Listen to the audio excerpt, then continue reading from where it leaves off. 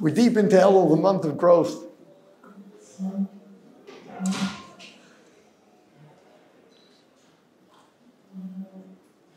This week's Parsha begins with something that sounds so out of place in Torah.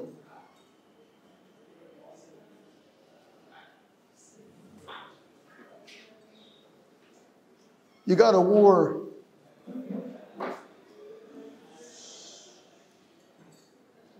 There's a woman captive.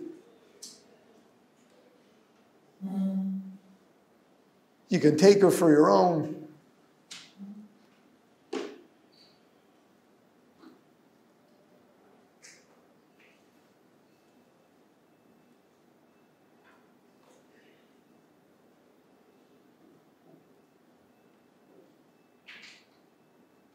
And the Torah says you're going to hate her. And if you hold on to her and have children, you'll hate her kids.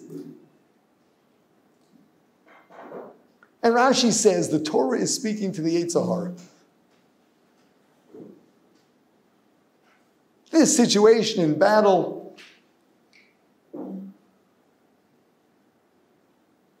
the Yitzchak, the temptation is too great. So the Torah allowed it.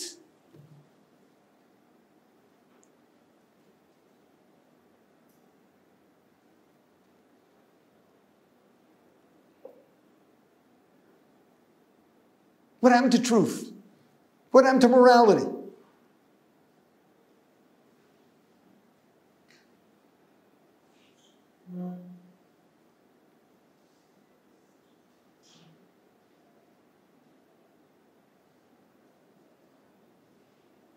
What does this parsha teach us?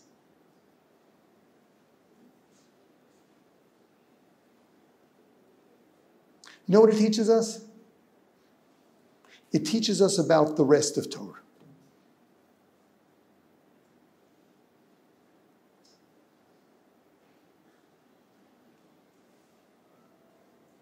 You know, every time we read another parsha, another set of rules, we have to ask ourselves, is this a principle or is this an exception?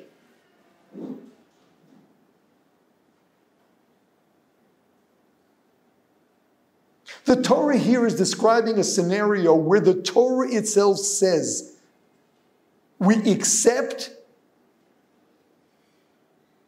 that it is beyond one's ability to stand up to this temptation.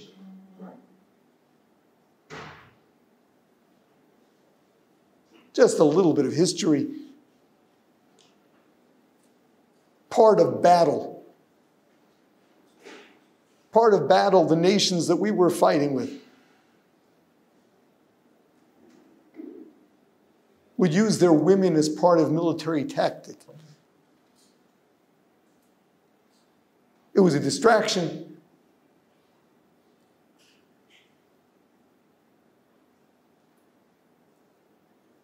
It's a strategy. And it was done in a way that it was just so tempting. And the Torah accepts that this could be beyond the ability of one to stand up to.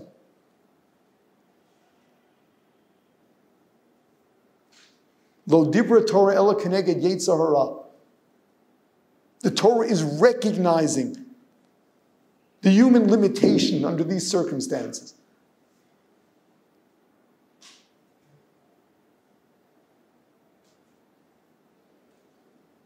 So where do we go from here? That the Torah didn't say this with regard to all of the other mitzvahs and other circumstances.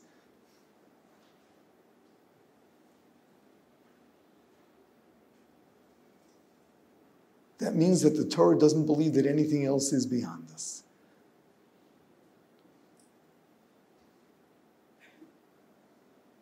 Here's the line.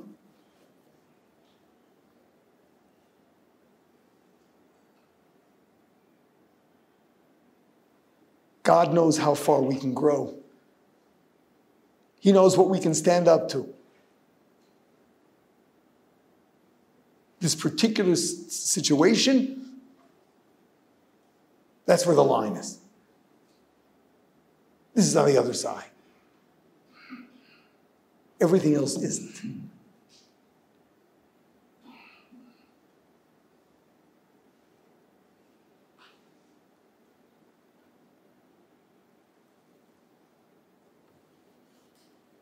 What does that mean?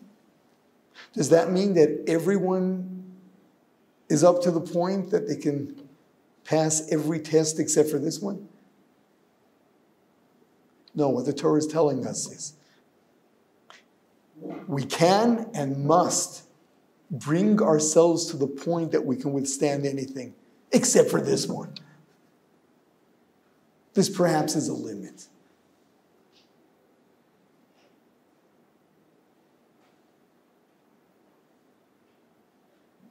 It's telling you that you don't have to go any further. Although it's letting you know you're going to hate her and you're going to hate the kid. It's not going to be good. But there's the limit.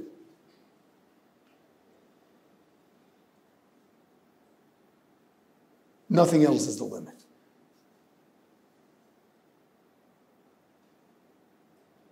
Don't give up. Other than this, you can withstand anything.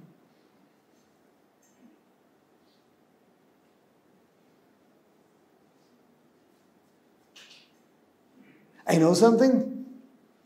Since the Torah did say you're going to hate her and the kid, it's letting you know that difficult as it is, and even though it's not required, you probably do want to go the extra mile, even in that situation. You're not held responsible for it, but you probably do want to go the extra mile.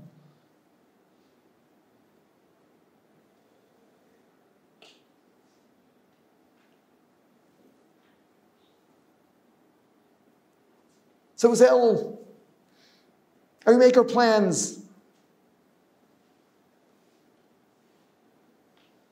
We want to dream. We want to know who we can be and plan how we're going to get there. Your long-term goals have to be high. They're doable. Torah is livable. Sounds far-fetched. It's livable. If it weren't livable, the Torah would say so.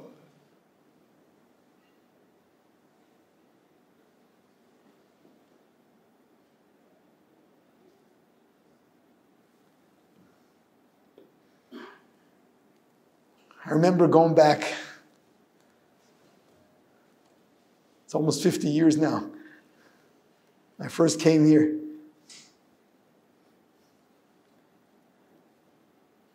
Studying in the Mir. And there was an organization then called the American Pe'ilim.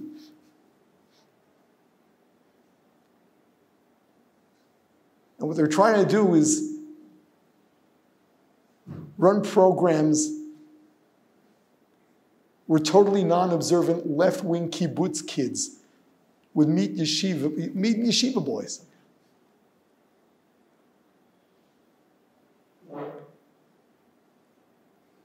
You know, with the hope that they would recognize that whatever they were told about these ultra-Orthodox yeshiva guys is not so true. And even more so, maybe they'd consider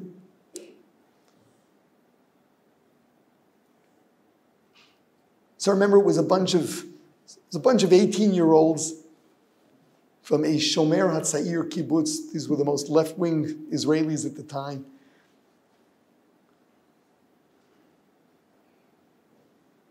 So we started talking to them about, face it, our right to this land is based on the Bible. If you don't believe in it, then aren't you undermining your whole right to be here? So I remember the kids told us, we live lots of contradictions. We know more than you do. Our whole culture is based on the Torah we don't believe in.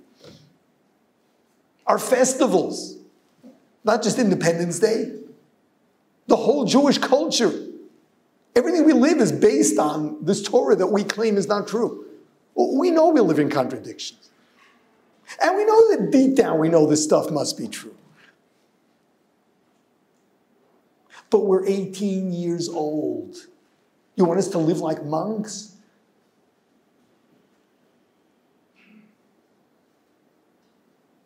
You know, with all the intellectual arguments, if people are still arguing, bottom line, the number one thing that stands in the way of people considering living a Torah life is this impression that it's just not doable. It's just not realistic. It's taking normal human beings, normal, happy human beings, and forcing them to live like in a monastery. You know, a life of restraint, of denying themselves everything good that life has to offer.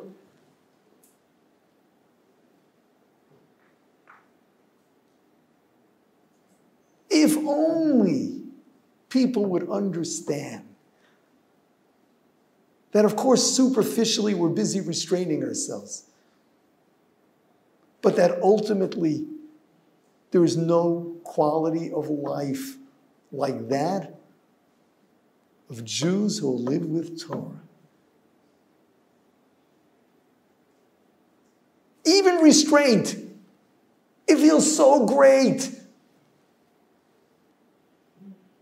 Who feels better than the Teizei Gibor, who is the mighty one, HaKovesh es Yitzro, the one who conquers himself?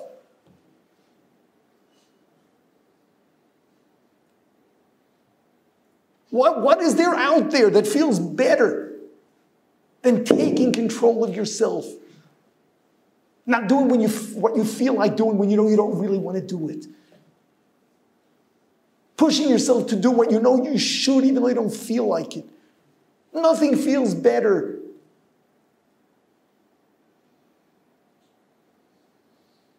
Not to mention just the society and family, what relationships are like, the way people are dedicated to one another, the whole idea of chesed, people being there for one another.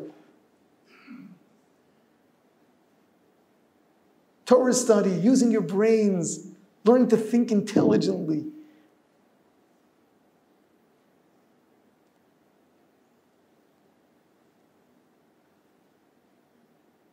So, you know, it's the same kind of thing when you think about growing.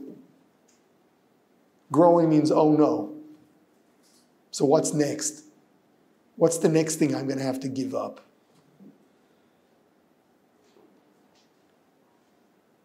It's not what the next thing is that I have to give up. What is my next level of quality of life?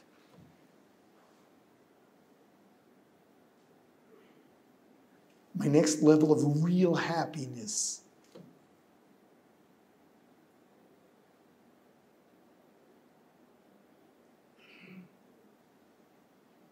We can grow and grow and grow. And it is realistic. And it's not a life of torture.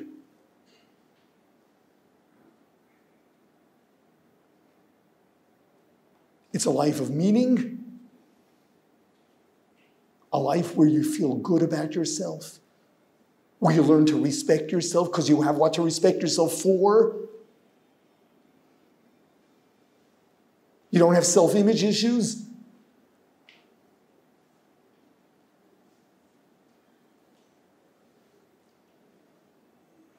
The Torah knows how far we can go.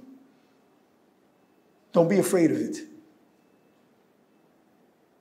Something's beyond, the Torah doesn't require it. The Torah itself says, if it's beyond, no, it's not required. But it shows us how far we can go. What is within our reach.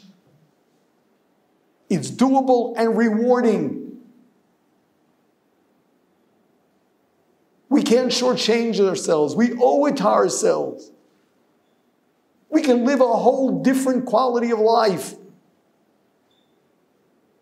Don't deprive yourself of it. Grow. Dream. So yes, this Elul. Dream. Where do you want to get to? And what are the first steps in that direction? What are the milestones? What should you be doing now in order to get there?